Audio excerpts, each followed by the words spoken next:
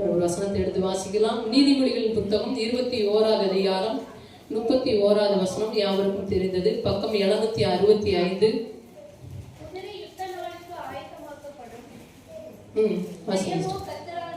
ஹல்லேலூயா. குதிரை யுத்த நாளுக்கு ஆயத்தமாக்கப்படும், ஜெயமோ கர்த்தரால் வரும். ஹல்லேலூயா.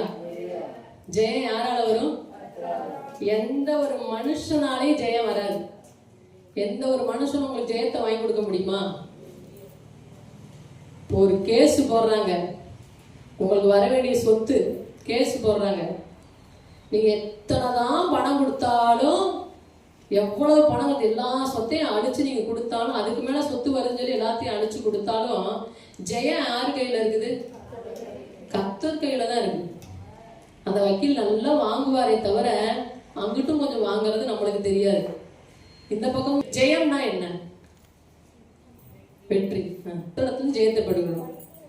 நம்மளுக்கும் நம்மளுக்கு எதிராளிக்கும் இடையே நடக்கிற யுத்தத்துல நம்மளுக்கு ஜெயம் வேணும். என்ன வேணும்? நம்ம என்ன அப்படின்னா, நம்முடைய வாழ்க்கையில் இருக்கிற சத்துருட்ட இருந்து நம்ம விடுவிக்கப்படுவது ஜெயம் அல்ல. நம்முடைய வாழ்க்கையில சத்துருட்ட இருந்து விடுவிக்கப்பட்டு ஓடுறதுனால நம்மளுக்கு ஜெயம் இல்ல. சத்ரு நம்ம வாழ்க்கையில சங்கரிக்கப்படணும். ஹல்லேலூயா. சத்ருவை சங்கரிச்சோம்னாதான் நம்மளுக்கு ஜெயம். புரியுதா? சத்துருட்ட இருந்து விடுவிக்கப்படுவது ஜெயம் அல்ல. சத்ருவை கண்டு இனங்கண்டு அவனை கண்டுபிடிக்கணும். இவன் தான் சத்துரு. நான் வறுமையில இருந்தேன் கடந்த வருஷம். அந்த வறுமையை நான் கடந்துட்டேன். இல்ல, அந்த வறுமை இனி என் வாழ்க்கையில வரக்கூடாது. அந்த வறுமை, நான் துக்கமா இருந்தேன், இப்ப நான் துக்கமா இல்ல, இனி என் வாழ்க்கையில துக்கமே இருக்காது. இன்று கண்ட எகிப்தியனை இனி நீ காண்பதில்லைன்னு சொல்லி ஆண்டவர் சொன்னார். இஸ்ரவேல் ஜனங்கள் எகிப்திலிருந்து விடுவிக்கப்பட்டு வராங்க. நல்ல கூட வந்தீங்கன்னா தான் உங்களுக்கு புரியும். இஸ்ரவேல் ஜனங்கள் எகிப்து தேசத்திலிருந்து விடுவிக்கப்பட்டு மோசேக்கு கீழ்ப்படைஞ்சு அவருக்கு பின்னாடி கர்த்தரை நம்பி இஸ்ரவேல் ஜனங்கள் வர்றாங்க. அவங்களுக்கு ஜெயம் கிடைச்சிருச்சா? எகிப்தை விட்டு வெளியே வந்துட்டாங்க. எகிப்தை விட்டு வெளியே வந்துட்டாங்க. ஜெயம் கிடைச்சிருச்சா? துரத்திக்கிட்டு தான் வரான். அவன் சங்கரிக்கப்பட்டான். எங்க சங்கரிக்கப்பட்டான்? செங்கடலுக்குள்ள ஒட்டுமொத்த எகிப்தியர்களும் செங்கடலுக்குள்ள செத்ததுக்கு அப்புறம் தான் ஆண்டவர் சொல்ற, இன்று கண்ட எகிப்தியனை இனி நீ காண்பதில்லை. ஹல்லேலூயா. நம்ம வாழ்க்கையில பார்க்கிற ஒவ்வொரு சத்துருவை நம்ம கடந்து வருகிறதுக்கு பேர் ஜெயம் அல்ல. அதை விட்டு வருகிறதுக்கு பேர் ஜெயம் அல்ல. அதை கண்டுகொண்டு இனங்கண்டு கொண்டு அதை சங்கரிக்கிறதுக்கு நம்ம தீவிரப்படணும். அவனை முற்றிலும் அழிக்கும் போதுதான் நம்ம உண்மையான ஜெயத்தை பெற்றுக் கொள்கிறோம். ஹல்லேலூயா. இனி தீங்கை காணாதிருப்பாய் வசனம் சொல்லுகிறது. துஷ்டன் இனி உன் வழியாய் வருவதில்லை, அவன் முற்றிலும் சங்கரிக்கப்பட்டான். சங்கரிக்கப்படணும். நம்ம வாழ்க்கையில் இருக்க துஷ்டன் எது? நம்ம வாழ்க்கையில் தேவனுக்கு நடுவுல இருக்கிற துஷ்டன் எது? தேவனை விட்டு பிரிக்கிற துஷ்டன் எது? அப்பப்ப நான் தேவனுக்கிட்ட நெருங்குறேன், ஆனா தொடர்ந்து என்னால நிக்க முடியல. நான் ஆவிக்கிற வாழ்க்கையில் வளரணும்னு நினைக்கிறேன், ஆனா தொடர்ந்து வளர முடியல. நான் ஜெபிக்க நினைக்கிறேன், ஜெபிக்க முடியல. உபவாசிக்க நினைக்கிறேன். சத்துருவை சங்கரிக்கிறதுக்கு நம்ம எங்க இருக்கணும்? யுத்த களத்துல இருக்கணும். புரியுதா? சத்துரு எங்க இருப்பான்? எல்லையில இருப்பான். சேனையோடு அவன் சும்மா வர மாட்டான். ஒரு கூட்ட ஆட்களை கொண்டு வந்து நம்மளை சங்கரிக்கும்படியா வருவான். ஒரு கூட்ட ஆட்களை கொண்டு வந்து நம்மளை சங்கரிக்கிறதுக்கு தான் வருவான். அவனோடு கூட அவனை சங்கரிக்கிறதுக்கு, அவனை எதிர்த்து இருந்து அவனோடு சண்டை போட்டு ஜெயிக்கிறதுக்கு நம்ம எங்க நிக்கணும்? யுத்த களத்துல நிக்கணும். தாவீது எல்லாருக்கும் தெரியும். யுத்த களத்துக்கு போக வேண்டியவர் என்ன பண்ணாரு? யுத்தம் பயங்கரமா போயிட்டு இருக்க சூழ்நிலை தாவீது என்ன பண்றாரு? வீட்டிலேயே இருந்துட்டார். யுத்தத்துக்கு போகாம வீட்டிலேயே இருந்துட்டார். வீட்டுல இருந்ததுனால அவர் பாவத்துக்குள்ள இருந்துட்டார். அவன் செஞ்ச ஒரு தப்பு, யுத்த களத்துல இருக்க வேண்டிய அவன் வீட்டுல இருந்ததுனால. நம்ம வாழ்க்கையில ஜெயத்தை பார்க்கணும்னா யுத்த களத்துல நம்ம இருக்கணும். இருக்க வேண்டிய இடத்துல நம்ம இருக்கணும். ஜெபம் நடக்கிற நாட்கள், உபவாச ஜெபம் நடக்கிற நாட்கள், எல்லா பெண்கள் ஜெபம் நடக்கிற நாட்கள், எல்லா ஜெபங்களும் விசேஷ கூட்டங்கள் நடக்கிற நாட்கள் நம்மளுடைய கால்கள் எங்க இருக்கிறது? கால்கள் எங்க இருக்கிறது? அநேகருடைய கால்கள் வீட்டில் இருக்கு, இல்லாட்டி பிரயாணம் போகுது, ஊர் சுத்துது, கல்யாணத்தை நோக்கி போகுது, காது குத்தை நோக்கி போகுது, இளவ நோக்கி போகுது. யுத்த காலத்துல நிற்கும் போதுதான் கர்த்தர் நம்மளுக்கு ஜெயத்தை தருவேன்னு சொல்லி இருக்கிறாரு. சிலர் வீட்டுக்குள்ளேயே இருந்துகிட்டு படுத்துக்கிறது. இங்க யுத்தம் நடந்துகிட்டு இருக்கு. எதுக்கு யுத்தம் நடக்குது? ஜெயத்தை சுதந்திரிக்க முடியாதுதான் யுத்தம் நடக்குது. எங்க நடக்குது? அது ஆவிக்குரிய ரீதியில பார்க்கிறோம். சபையில இணைகளை பார்க்க போறோம். சத்துருக்களை சங்கரித்த சில நபர்கள், சத்துருக்களை முறியடித்த சில நபர்கள் எப்படி முறியடித்தார்கள் என்று நம்ம சில நபர்களை பார்க்க போகிறோம். எடுத்து வாசிக்கலாம். 1 சாமுவேலின் புத்தகம் 46, 47, 48. இன்றைய தினம் 46. இன்றைய தினம் கர்த்தர் உன்னை என் கையில் ஒப்புக் கொடுப்பார். நான் உன்னை கொன்று உன் தலையை உன்னை விட்டு வாங்கி பெலிஸ்தருடைய பாளையத்தின் பிணங்களை இன்றைய தினம் ஆகாயத்து பறவைகளுக்கும் பூமியின் காட்டு மிருகங்களுக்கு கொடுப்பேன். அதனால் இஸ்ரவேலின் தேவன் ஒருவர் உண்டு என்று பூலோகத்தார் எல்லாரும் அறிந்து கொள்வார்கள். கர்த்தர் பட்டயத்தினாலும் ஈட்டினாலும் ரட்சிக்கிறவர் அல்ல என்று இந்த ஜனக்கூட்டம் எல்லாம் அறிந்து கொள்ளும். யுத்தம் கர்த்தருடையது, அவர் உங்களை எங்கள் கையில் ஒப்புக் கொடுப்பார் என்றான். ஹல்லேலூயா. அப்பொழுது அந்த பெலிஸ்தர் எழும்பி தாவீதுக்கு எதிராக கிட்ட வருகையில் தாவீது தீவிரமாய் அந்த சேனைக்குள் பெலிஸ்தருக்கு எதிராக ஓடி தன் கையை அடைப்பத்திலே போட்டு அதிலிருந்து ஒரு கல்லை எடுத்து கவனிலே வைத்து சுழற்றி பெலிஸ்தருடைய நெற்றியிலே பட எறிந்தான். அந்த கல் அவன் நெற்றியில் பதிந்து போனதினால் அவன் தரையிலே முகங்குப்புற விழுந்தான். ஹல்லேலூயா. தாவீது யாரை சங்கரிச்சான்? கோலியாத்தை சங்கரித்தான். கோலியாத் நின்றுகிட்டு கூக்குரல் விடலாம். நிறைய கோலியாத்துகள் நம்மளுக்கு விரோதமா, நம்ம தெருவிலையா இருக்கட்டும், நிறைய இடங்களையா இருக்கட்டும், கோலியாத்துகள் தெருவில் இருந்தெல்லாம் கூக்குரல், சொந்த பக்கத்துல தான் கூக்குரல் இடுவாங்க நம்மளுக்கு விரோதமா. அந்த கோலியாத்துகளை கர்த்தர் என்ன பண்ண போறார்? நம்ம கையில ஒப்பு கொடுக்க போகிறார். கர்த்தர் சொல்றாரு தாவீதுக்கு, உன் கையில நான் ஒப்பு கொடுத்துருவேன். அவனை உன் கையில சொல்ற, விசுவாசமா சொல்றாரு, அவனை என் கையில கர்த்தர் ஒப்பு கொடுத்த. கர்த்தர்னு சொல்லிட்டாரு, உன் கையில நான் ஒப்பு கொடுத்துருவேன். அவனுக்கு மரணம் உன் கையில தான் அப்படின்னு சொல்லிட்டாரு. அதே போலவே கர்த்தர் சொன்னதின்படியே அவன் கையினால யார் மரித்து போனா? கோலியாத்து மரித்து போனான். ஹல்லேலூயா. அவன் சொல்றான், ஜெயத்தினான்னு சொன்னார்ல, 3 விதமான ஜெயம் சொன்னார்ல, சொல்லுங்க. ஃபர்ஸ்ட் ஜெயம் என்ன? சத்துருக்களை சரி கட்டுகிற ஜெயம். சரி கட்டினாதான் எளிதா சுதந்திரிக்க முடியும். என்ன முடியும்? கர்த்தர் அன்னைக்கு பேசினாரு, நான் என்ன ப்ரிப்பேர் பண்றேன், வேதத்தின்படி அப்படிதான் இருக்குது. ஜெயம் எளிதா சுதந்திரிக்கிறதுக்கு முன்னாடி சத்துரு சங்கரிக்கப்படணும். சங்கரிக்கப்பட்டாதான் எளிதா சுதந்திரிக்க முடியும். எளிதா சுதந்திரத்துக்கு அப்புறம் தான் பிரச்சாதிக மத்தியில ஆண்டுடைய நாமம் விளங்கும். ஐயோ, உண்மையாவே இது கர்த்தருடைய பிள்ளை, கர்த்தர் தான் இவளுக்கு இந்த காரியத்தை செய்தா, கர்த்தர் தான் இந்த தம்பிக்கு இந்த காரியத்தை செய்தான்னு சொல்லி பிரஜாதிகள் பார்த்து சொல்லுவாங்க. அதை தான் தாவீது சொல்றாரு, இன்னைக்கு சத்ருவை கர்த்தர் என் கையில ஒப்பு கொடுத்துருவாரு. நான் என்ன பண்ணிடுவேன்? சுதந்திரிச்சு பூலோகத்தில் உங்க எல்லாரும், யாரு பூலோகத்தார் எல்லாரும் உண்மையாவே தேவன் ஒருவர் இருக்கிறாரு, நான் ஆராதிக்கிற தேவனை பூலோகத்தில் எல்லாரும் அறிந்து கொள்ளும்படியான காரியத்தை கர்த்தர் செய்வார். இவர் அதை செய்தார், இவர் அதை சுதந்திரித்தார். இந்த 3 விதமான ஜெயம் இந்த தாவீதுடைய வாழ்க்கையில் நடந்தது. எப்படி நடந்தது? எப்படி நடந்தது? விட்டு கொடுக்காதவனாய் இருந்தான். ஹல்லேலூயா. தேவனை விட்டு கொடுக்காதவனாய் தாவீது காணப்பட்டான். பெலிஸ்தா நின்னுகிட்டு ஆண்டவருடைய நாமத்தை தூசிக்கிறான், கர்த்தரை தூசிக்கிறான், தேவ ஜனங்களை தூசிக்கிறான். நீங்க எனக்கு வேலைக்காரங்களை வாங்கன்னு சொல்றான், நீங்க கும்புற கடவுள் அப்படியா இப்படியான்னு சொல்லிட்டு தேவனை தூசிக்கிறான். அதை கேட்ட தாவீது தாங்க முடியாம தன்னுடைய தேவனை விட்டு கொடுக்க விருப்பம் இல்லாம சவுல் என்ன, இதை கேட்டு சவுலுக்குள்ள கூட அந்த இது வரலங்க, அந்த பக்தி வைராக்கியம் அவனுக்குள்ள வரல.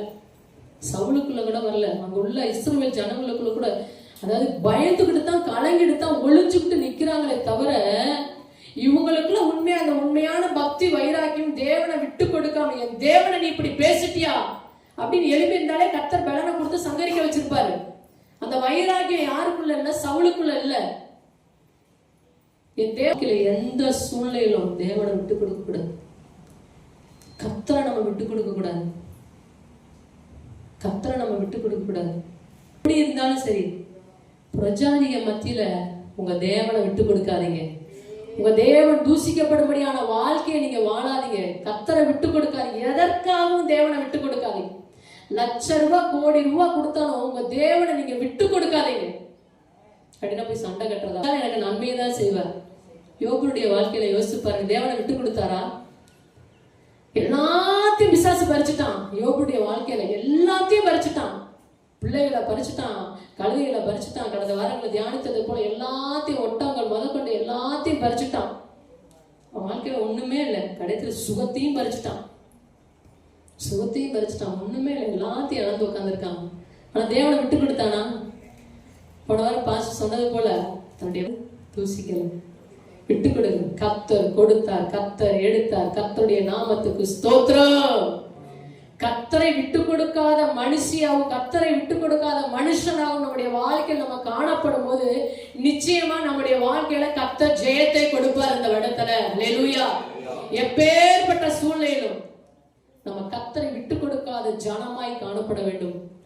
எந்த காரியம் விட்டு கொடுக்க கூடாது. இரண்டாவது நபரை நம்ம தியானிக்க தானியேலுடைய வாழ்க்கை. 6வது அதிகாரம் 28வது வசனம். தானியேல் யாருக்கும் தெரிந்தது. தானியேலுடைய காரியம் வாசிங்களா? தயவு அரசாண்ட நாட்களிலே 4வது வசனம். 4வது வசனம். அப்பொழுது பிரதானிகளும் தேசாதிபதிகளும் ராஜ்யத்தின் விசாரிப்பிலே தானியேலை குற்றப்படுத்தும்படி முகாந்திரம் தேடினார்கள். ஆனாலும் ஒரு முகாந்திரத்தையும் குற்றத்தையும் கண்டுபிடிக்க அவர்களால் கூடாதிருந்தது. அவன் உண்மையுள்ளவனாய் இருந்தபடியால் அவன் மேல் சுமத்த யாதொரு குற்றமும் குறைவும் காணப்படவில்லை. ஹல்லேலூயா. தியானுடைய வாழ்க்கையில ஜெயம் வந்ததுக்கு காரணம் என்னன்னா, அவனிடத்துல எந்த குற்றத்தையும் குறையும் யாருனாலையும் கண்டுபிடிக்க முடியல. ஹல்லேலூயா. இந்த வருடத்துல கர்த்தர் நம்முடைய வாழ்க்கையில ஜெயத்தை கொடுக்கணும். நம்ம வாழ்க்கையில எந்த ஒரு குற்றத்தையும் குறையும் பார்க்க கூடாது. குற்றமும் குறைவும் கரைபடாத மனுஷனாய் கூட தானியேலுடைய வாழ்க்கையில அவன் காணப்பட்டதுனாலதான் அவன் எப்படிப்பட்டவனா இருந்தானாமா? ஜெயமுள்ள வாழ்க்கை வாழ்கிறவனாய் காணப்பட்டான். ஹல்லேலூயா. வாழ்க்கையில் நம்ம பார்த்தோம், கோலியாத்து விட்டு தாவீது விட்டு கொடுக்காதனால, தேவனை விட்டு கொடுக்காதனால ஜெயத்தை சுதந்திரிச்சான். திருப்பி அவனுடைய வாழ்க்கையில கோலியாத்தை பார்த்தானா? பார்க்கல. ஏன்னா கோலியாத்தை சங்கரிச்சுட்டான். அதே போலதான் தானியேலுடைய வாழ்க்கையில அவன் என்ன பண்ணா, இங்க பாக்குறோம், குற்றம் குறையில்லாதவனா அவன் கரைபடாதவனாய் காணப்பட்டு ஜெபித்தனால அவனை குற்றம் சாட்டினவர்கள்லாம் பிடிச்சு உள்ள போட்டாங்க. ஹல்லேலூயா. தானியேலுக்கு இருந்த சத்துருக்களை தூக்கி எதுக்குள்ள போட்டாங்க? அதுக்கப்புறம் தானியேல் வாழ்க்கையில அந்த சத்துருக்களை பார்க்கவே இல்லை. இப்படிப்பட்ட விதத்தில் நம்ம செயல்பட்டோம்னா தான் நம்முடைய வாழ்க்கையில என்ன பண்ண முடியும்? ஜெயத்தை பெற்றுக்கொள்ள முடியும். நம்ம வாழ்க்கையில சத்துரு முற்று மறுத்துட்டானா, சங்கரிக்கப்பட்டானா, நம்ம என்ன பண்ணணும்? ராஜாக்களின் புத்தகம் 19வது அதிகாரம் 14வது வசனத்திலிருந்து 19வது. என்றும் பூமியின் ராஜ்யங்கள் எல்லாம் அறியும்படிக்கு எங்களை அவன் கைக்கு நீங்களாக்கி ரட்சியும் என்றும் விண்ணப்பம் பண்ணினான். ஹல்லேலூயா. எசேக்கியா 14வது வசனம். ஸ்தானாதிபதிகளின் கையிலிருந்து நிருபத்தை வாங்கி வாசித்த பின்பு அவன் கர்த்தரின் ஆலயத்துக்கு போய் அதை கர்த்தருக்கு முன்பாக விரித்து. சனகரிப்பு நிந்திக்கிறான். பெரிய சேனையோடு கர்த்தரை நிந்திக்கிறான், தேவனை நிந்திக்கிறான். இவனால தாய்க்க முடியல. யாருனால? எசேக்கியானால தாய்க்க முடியல. ஜனங்களை பயமுறுத்தி விடுகிறான், ஏவி விடுகிறான். நீ அவனை நம்பிட்டு இருக்கியா? அந்த கடவுளை நம்புன்னு சொல்ற அவனை நீ நம்பிட்டு இருக்கியா? நீ சங்கரிக்கதான் படப்போறன்னு சொல்லி சனகரிப்பு என்ன பண்றான்? பயமுறுத்துறான் ஜனங்களை. எவ்வளவோ காரியங்கள் ஜனங்களை ஏவி விடுறான். ஆனா எசேக்கியா சொல்றாரு, முன்னாடி வசனங்களை நம்ம கிட்ட பார்க்கும்போது 18வது அதிகாரத்துல பார்க்கும்போது வாசிக்க வேண்டாம். நீங்க அவன் என்ன பேசினாலும் மறுவுத்துறது பேசாதீங்க. என்ன பேசினா மறுவுத்துற. அவன் பேசுறது பேசிக்கிட்டே நாய் குலைச்சுக்கிட்டே தான் இருக்கும். குலைக்க யாருக்கு வாய் வலிக்கும்? நாய்க்கு தான் வலிக்கும். அவன் பாட்டு குலைச்சுக்கிட்டே இருக்கட்டும், நீ அமைதியா மட்டும் இருங்க. அமைதியா இருக்க சொல்லிட்டு இவர் என்ன பண்றாரு? எசேக்கியா தேவ சமூகத்துக்கு போய் ஜெயிக்கிற. ஆண்டவரே, தேவ சமூகத்துல நம்மளுக்கு வெற்றி. மூன்றாவது எங்க எதை தெரிந்து கொண்டா? தேவ சமூகத்துடைய சமூகத்துல வைராக்கியத்தோடு கூட ஜெபிக்கிறான். கர்த்தர் என்ன வாக்கு கொடுக்கிறார்? போ 1,85,000 பேரை ஒரே தூதரை கண்டு ஒரு இரவுல கர்த்தர் சங்கரித்தார். அல்லேலூயா. பின்னாடி அதிகாரத்துல பார்க்கிறோம் 19:35. அன்று ராத்திரியிலே சம்பவித்தது என்னவென்றால், கர்த்தருடைய தூதன் புறப்பட்டு அசிரியரின் பாளையத்திலே 1,95,000 பேரை சங்கரித்தான். அதிகாலமே எழுந்திருக்கும் போது இதோ அவர்கள் எல்லாரும் செத்த பிரேதங்களாய் கிடந்தார்கள். அல்லேலூயா. தேவ சமூகத்துல தாங்க நமக்கு ஜெயம் இருக்கு.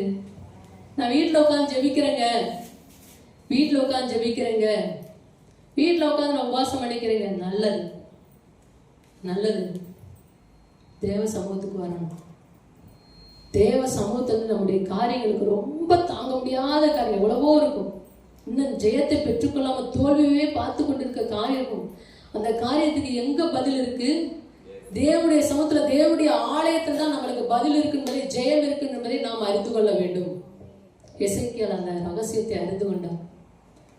சனகரிப்பை சங்கரிக்கணும். இத்தனை ஜனங்களை கொண்டு வந்திருக்கிறான், பயமுறுத்துறான், தேவனை நிந்திக்கிறான், இவனை சங்கரிக்கணும்.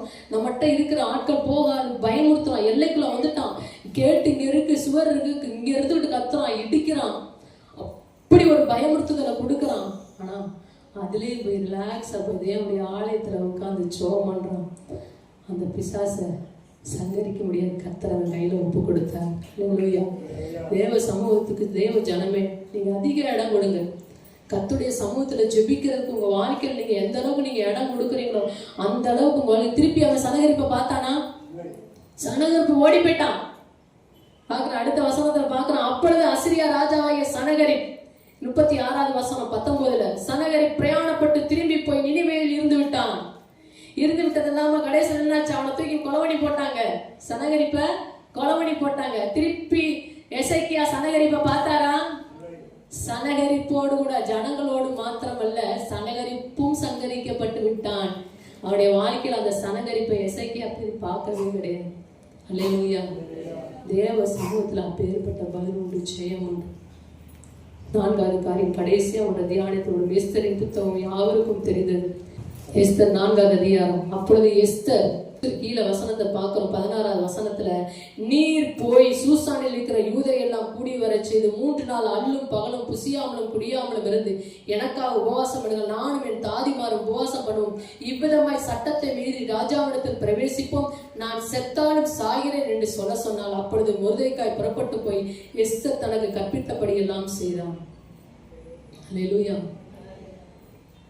ஆமான் மொர்தெகாய்க்கு தூக்கு மரம் உண்டு பண்ணா. 5வது வசனம் 6வது வசனத்துல பாக்குறோம், அதிகாரத்துல பாக்குறோம்.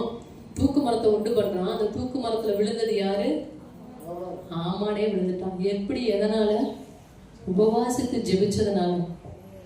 உபவாசித்து ஜெபிக்கிறதுனால. உபவாச ஜெபத்துக்கு அவ்வளவு வல்லமா இருக்குங்க.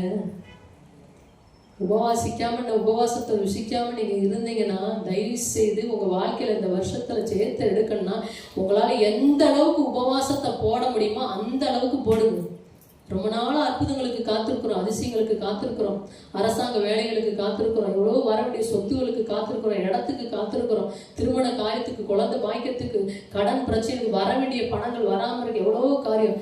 எந்த வருடத்துல இல்லாம இந்த வருடத்துல அதிக உபவாசங்களை போடுங்க. கர்த்தர் ஜெயத்தை கொடுப்பார்.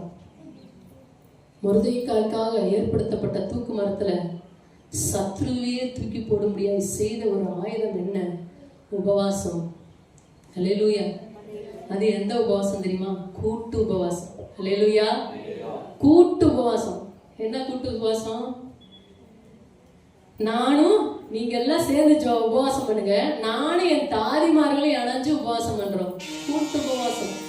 தேவனுடைய ஆலயத்துல உபவாசத்தை கூறும்போது கர்த்தருடைய ஜனங்களாகிய நீங்கள் நாங்கள் என்ன பண்ணணும்? செவி கொடுத்து கேட்டு ஓடி வந்து கூட்டு உபவாசத்தோடு கூட கலந்து நம்ம ஜெபிக்கும் போது கர்த்தர் நம்முடைய வாழ்க்கையில் இருக்கிற சத்துருவை அழித்து போடுவார், அவனை முற்றிலும் சங்கரிப்பார். மொர்தெகாய் மீண்டும் ஆமான பார்த்தானா? பாருங்களா? புரியுதா? புரியுதா? நான் கொடுக்கிற செய்தி புரியுதா? மீண்டும் ஆமான பார்த்தானா மொர்தெகாய்? பார்க்கலாம். என்ன ஆயிட்டான்? சங்கரிக்கப்பட்டான். உங்க வாழ்க்கையில இருக்கிற மொர்தெகாய் சங்கரிக்கப்படாம, உங்க வாழ்க்கையில் இருக்கிற சனகரிப்பு சங்கரிக்கப்படாம, உங்க வாழ்க்கையில் இருக்கிற கோலியாத்து சங்கரிக்கப்படாம இப்படி எல்லாம் இருந்துட்டாங்கன்னா சும்மா அவங்கள விட்டு ஒதுங்கிதான் இருக்கணும் இருந்தோம்னா என்னைக்கே பிடிச்சி வலையில போட்டுருவான். நம்ம மூழ்கி போவோம், நம்ம தோற்று போவோம். அல்லேலூயா. நம்ம வாழ்க்கையில் இருக்கிற சத்துருவை கண்டுபிடிச்சு அவனை சங்கரிக்கிறதுக்கு என்ன ஆயுதமோ இப்ப சொல்லப்பட்ட இந்த 4 ஆயுதத்தை உங்க வாழ்க்கையில் நீங்க எடுத்துக்கிட்டேன்னா, கர்த்தர் எந்த சூழ்நிலை வந்தாலும், எப்பேற்பட்ட நிலைமை வந்தாலும், என்னதான் வந்தாலும் உங்க தேவனை நீங்க விட்டு கொடுக்காதீங்க. உங்க வாழ்க்கையில உங்க தேவனை நீங்க விட்டு கொடுக்காதீங்க. கர்த்தருக்கா வைராக்கியமா இருங்க. எப்படிப்பட்ட சூழ்நிலை வந்தாலும் தேவனுக்காக நில்லுங்க. வைராகியம், குற்றம் இல்லாதவர்களா நில்லுங்க. எப்படி இருக்கணும்? குற்றத்தோடு பாவத்தோடு வாசிக்க நேரம் இல்லை. நிறைய நியாயாதிபதி புத்தகத்துல பார்க்குறோம், நிறைய இடத்துல பார்க்குறோம். நியாயாதிபதிகள் புத்தகம் 1 சாமுவேல் 4ஆம் அதிகாரம், யோசுவா 7ஆம் அதிகாரத்துல பெலிஸ்தர்களுக்கு முன்பாக இஸ்ரவேல் ஜனங்கள்லாம் முறியடிக்கப்பட்டார்கள். வாசிக்க வேண்டாம். பெலிஸ்தர்களுக்கு முன்பாக இஸ்ரவேல் ஜனங்கள்லாம் முறியடிக்கப்பட்டாங்க. காரணம் என்ன? அவங்களுக்குள்ள இருந்த பாவங்கள், தீட்டான காரியங்கள், கர்த்தருக்கு விரோதமான பாவங்கள், கர்த்தரை துக்கப்படுத்துற காரியங்கள் நம்மளுக்குள்ள இருக்குமானா, பிசாசு நம்மளை பார்த்து உன்கிட்ட இந்த பாவம் இருக்கிறதுனால நான் உரிமையோட உட்கார்ந்துருக்கேன்னு சொல்லாதபடிக்கு அந்த பாவத்தை உதறி விட்டு நம்ம ஒதுங்கணும். அந்த பாவத்தை முற்றிலும் நம்ம விட்டு எடுத்து போட்டுறணும். என்ன ஒரு நம்மளுக்குள்ள அந்தரங்க பாவம் இருந்தாலும் என்ன பண்ண, முற்றிலும் சேத்தை ஏறெடுக்கிறதுக்கு நம்மளுக்கு என்னென்ன தேவை அந்த நாட்கள்ல தேவனை விட்டு எந்த சூழ்நிலை வந்தாலும் விட்டு கொடுக்காதீங்க. 2வது, குற்றம் இல்லாதவர்களாய் காணப்படுங்க. 3வது என்ன சொன்னவங்களுக்கு, தேவ சமூகத்துக்கு வாங்க. தேவ சமூகத்துக்கு முக்கியத்துவம், ஆண்டோடைய ஆலயத்துக்கு முக்கியத்துவம் கொடுங்க. போன வருஷம் ஆண்டதை தேடின மாதிரியே இந்த வருஷம் தேடினீங்கன்னா நம்ம ஜெயத்தை பார்க்க முடியாதுங்க. 8:30 மணி ஆராதனைக்கு நான் 10 மணிக்கு வருவேன், 9:30 மணிக்கு வருவேன், 9 மணிக்கு வருவேன், என் இஷ்டத்துக்கு தான் வருவேன்னா ஜெயத்தை நம்மளால சுதந்திரிக்க முடியாது. நம்ம எதிர்பார்க்கிற காரியம் பெருசா இருக்கு. நம்மளுக்கு முன்னாடி நிக்கிற பிசாசு பெருசா இருக்கான். அதை காட்டில நம்ம ஆண்டவர் பெருசா. வெறும் வாயில வட சொல்ல முடியாது. நம்ம செயல்பாடுகள் தான் நம்ம செய்ய முடியும். நம்ம அடியெடுத்து வச்சாதான் கர்த்தர் செயல்பட முடியும். நம்ம அடியெடுத்து கடந்த வருடம் செய்த தவறுகளையும் இந்த வருடத்தில் நம்ம செய்யாதபடிக்கு மிகவும் ஜாக்கிரதையா இருக்கணும். 3வது காரியம் என்ன சொன்னேன் உங்கள்கிட்ட, தேவ சமூகம். 4வது, உபவாசத்துக்கு முக்கியத்துவம். அதிகமா உபவாசம் போடுங்க. எந்த இடத்துல இல்லாத உபவாசத்தை இந்த இடத்துல அதிகமா கூட்டு உபவாசத்துக்கு அதிக முக்கியத்துவம் கொடுங்க. கூட்டு உபவாசத்துக்கு அவ்வளோ ஒரு வல்லமை இருக்கு. கூடி ஜெபிக்கிற ஜெபத்துக்கு அவ்வளவு வல்லமை இருக்கு. கடந்த வருடத்துல இருந்தது போலே அசால்ட்டா அசட்டியா நீங்க இருந்து விடாதீங்க. கர்த்தருடைய சமூகத்துக்கு சந்தோஷமா மகிழ்ச்சியா ஓடிவாங்க. இந்த 4 காரியத்தில் நீங்க சரியா இருந்தீங்கன்னா நிச்சயமா சொல்றேன், கர்த்தர் இந்த இடத்துல நம்முடைய வாழ்க்கையில ஜெயத்தை கொடுப்பார். கரங்களை தட்டி நன்றி சொல்லுங்க. நன்றி ஆண்டவரே, நன்றி தெய்வமே, உங்களுக்கு நன்றி. அவன் ஆமானை பார்க்கல, அவன் கோலியாத்தை பார்க்கல, அவன் சனகரிப்பை பார்க்கல, தன்னை குற்றம் சாட்டினவங்களை பார்க்கல. நம்ம வாழ்க்கையில் இருக்க எதிராளியை எண்ணி நம்ம பார்க்க கூடாதுன்னா, நம்ம இருக்க வேண்டிய இடத்துல இருந்தோம்னா, செய்ய வேண்டிய காரியத்தை சரியாய் செய்தோம்னா நிச்சயமாகவே ஜெயம். கண்களை மூடி ஜெபம் பண்ணுவோம். ஸ்தோத்திரிக்கிறோம் அப்பா.